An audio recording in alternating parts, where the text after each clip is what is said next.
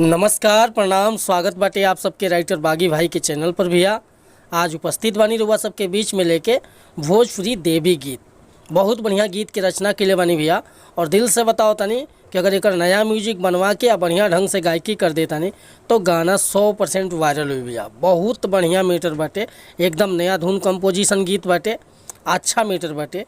तो चलिए मीटर के शुरुआत कल जा, लेकिन शुरुआत कर से पहले भैया एगो बात बतावल चाहब कि रुआ अगर नया सिंगर बानी, नया गायक बानी, अच्छा मीटर के तलाश में बानी, अच्छा मीटर अच्छा गीत रुआ के नइखे मिलत, अगर हमरा चैनल पर आ गए बानी भैया तो निराश भइला के ज़रूरत नहीं है।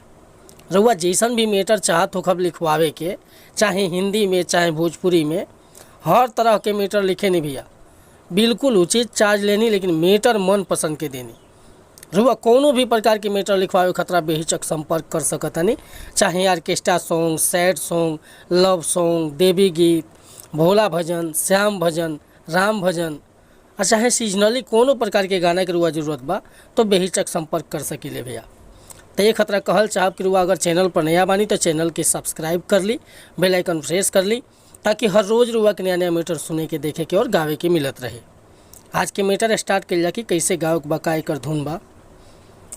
आज के मीटर बाटे भैया, एगो लड़का एगो लड़की से प्रेम कैले बा और ओकरा प्रेम के दुश्मन जिला जवार गांव नगर हो गइल बा। वो बेचारा माई के दरबार में गइल बा, माई से गुहार करता कि सुनी माई एगो हमरो अर्जी सुन ले। एक हम गीत के माध्यम से दर्शौले बानी, देखिए कैसे गावे के बा। कि सुनी देवी माई एगो हमर गुहार, आइल बानी आस लेके रौरा दुआर। कि सुनी देवी माई एगो हमर गुहार, आइल बानी आस लेके रौरा दुआर। आ भइल बाबे दुश्मन जिला जवार, बचपन से करी एगो पगली से प्यार।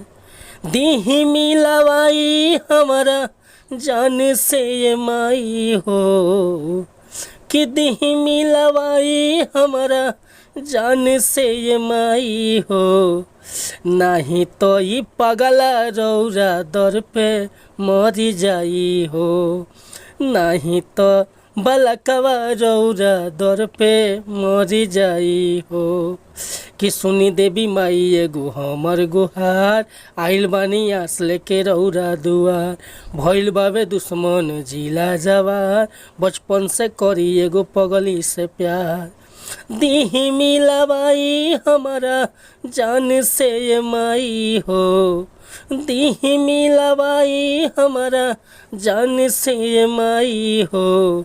नहीं तो ई पगला रउआ दर पे मरी जाई हो, नहीं तो सेवा कवा रौरा दर पे मरी जाई हो। तो उम्मीद करता नहीं भैया ये मीटर हुआ समन के पसंद आयल हुई।